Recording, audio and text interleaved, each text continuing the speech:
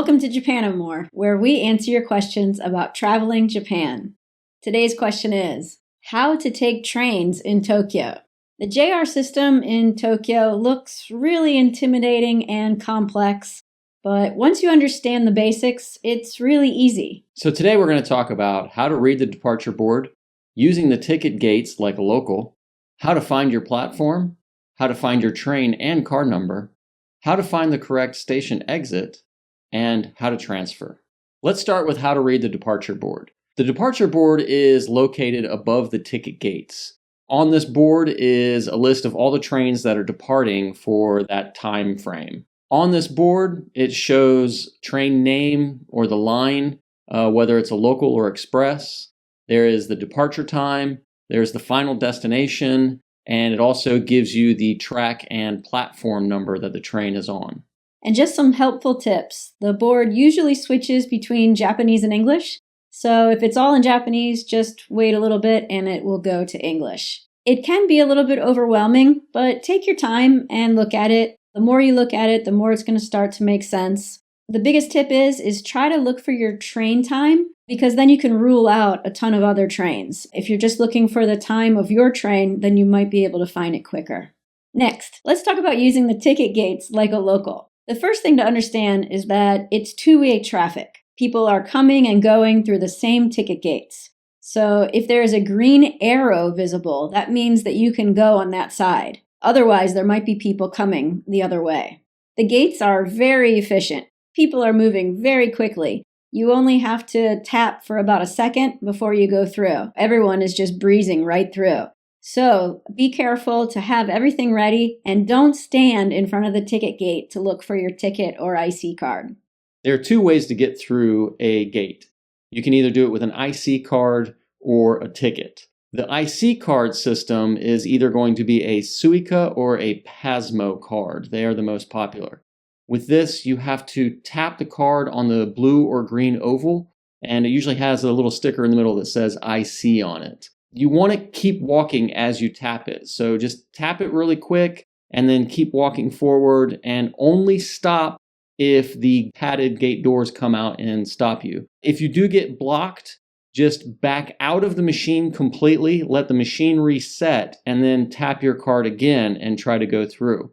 If it doesn't let you through, then it may be that you don't have enough money on your card to get into the wicket. So you can go to a refill kiosk and refill your card and then try again. If you're on the inside of the system and it doesn't let you through, then same thing. It means that you're probably out of money and you need to find the fare adjustment kiosk, and you can refill your Suica card or your Pasmo card, and then you can exit. There are also tickets, rail passes, and day passes. These are paper tickets that you put into the machine. So you need to look for the yellow bordered slot and put the ticket in there. It's going to suck up the ticket really fast. Keep walking. Don't stop. Keep the ticket because you're going to need it later when you get to your destination. After your ticket pops back out on the other side, be sure to take it and move away from the ticket gate. That way, other people can get through behind you. And don't force through if the gates close. Just stop, grab your ticket, back out of the gate, and let the machine reset before trying again. Next, how to find your platform. You can use the departure board to find your platform number. On the departure board, there are local trains and express trains. For local trains, look for the train line and it'll show the platform number. For express trains, look for the departure time, the train name, and then you can find the platform number. Once you know your platform number, you just need to follow the signs. The signs will be hanging from the ceiling. There may be markings on the ground. The lines are all color-coded, so once you see the platform number, it'll usually have the color line next to it if it's a local train, and you just follow that color coding all the way to the platform. Once you get to the bottom or the top of the stairs, depending if you got to go up or down, there will be a massive number there for the platform. Next, how to find your train and car number. Once you're on the platform, check the platform departure board. The platform departure boards are hanging from the ceiling, and the trains are listed in order. So that means that the top line is the next train coming.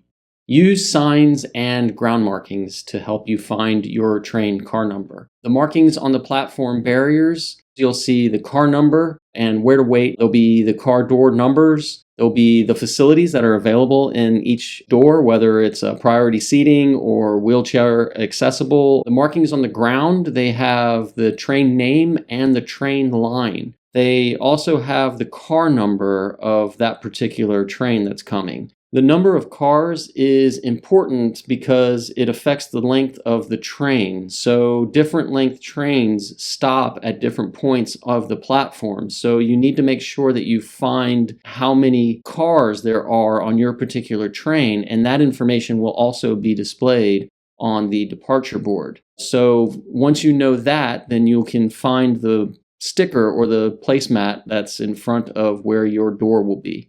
When the train arrives, you can reconfirm all the information on the destination sign on the side of the train. This is located near the doors, and just make sure that the information matches your ticket, the destination, and the train name.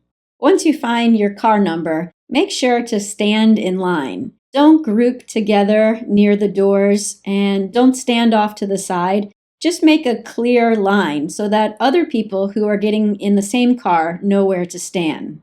Now we're going to talk about how to find the correct station exit once you've arrived at your destination. Not all exits lead where you're going. The wrong exit can actually put you way out of the way, which leaves you with a long walk, or it can leave you extremely confused as to where you are. Our recommendation is to use the exit maps on the platform before you exit the station.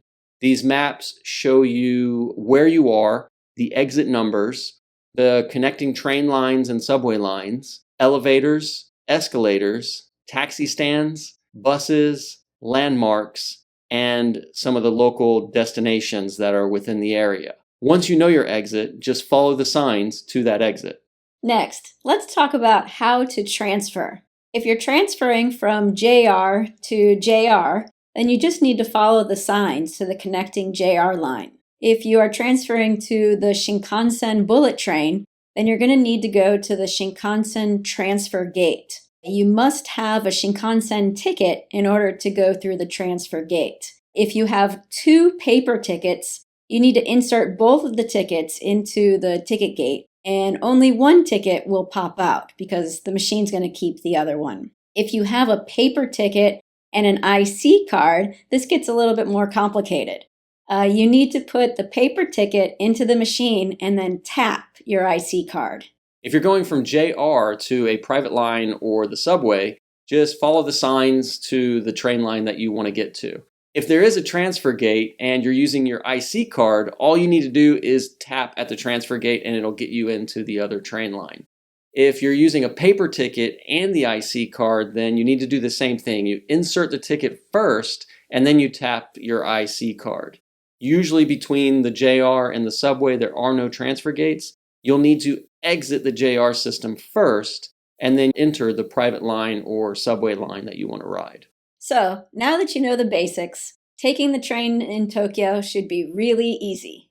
Thank you for watching. Don't forget to like and subscribe, and tell us your questions about traveling Japan in the comments section below. We might answer it in the next episode. And for more information about traveling Japan, check us out at japanandmore.com. Thanks for watching.